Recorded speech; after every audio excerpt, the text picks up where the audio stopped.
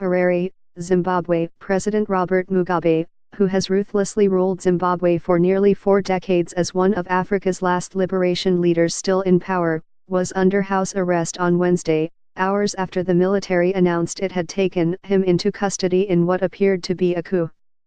The fate of Mr. Mugabe, 93, who kept a tight grip on his southern African nation despite his increasing frailty and diplomatic isolation from the West, appeared to be in the hands of former allies and opposition officials negotiating his future. In the capital, Harare, about half a dozen tanks were stationed around strategic government buildings and intersections. But shops and banks were open, and most people carried on business as usual, perhaps because the apparent coup had occurred without violence or resistance. Soldiers blocked the main road leading to the airport, which Mr. Mugabe, 93, had renamed after himself just last week. The military did not say whether Mr. Mugabe had been removed as president, leaving open the possibility that he may be kept on during a period of transition. But whatever happens to him, it appeared increasingly clear on Wednesday that an era was coming to a close in Africa. Power appeared to be slipping from Mr. Mugabe as outside forces were determining his fate.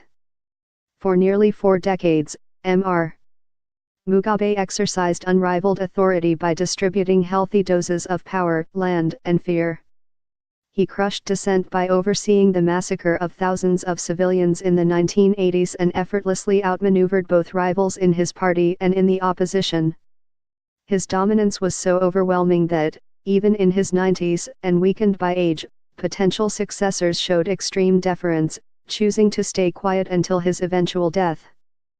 But he appeared to have gone too far in trying to position his wife, Grace Mugabe, 52, as his successor. She entered politics only 2 years ago, had no role in the nation's liberation war and treated with open contempt politicians who had been waiting decades to succeed her husband. President Jacob Zuma of South Africa said that he spoke on the phone with Mr. Mugabe on Wednesday morning, and that the Zimbabwean leader had said he was fine but confined to his house in Harare.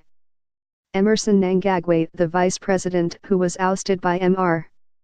Mugabe last week in a power grab by allies of the president's wife, was described by officials to be on his way back to Zimbabwe and was widely seen as the country's new leader. Negotiations were underway between Mr. Mnangagwa's allies and opposition parties to possibly form an interim government that would soften international criticism of the military takeover. No resistance could be seen from forces that had long remained loyal to the president, including the Presidential Guard and the vast network of secret intelligence that had helped Mr. Mugabe keep a grip on the nation, despite a crumbling economy and diplomatic isolation.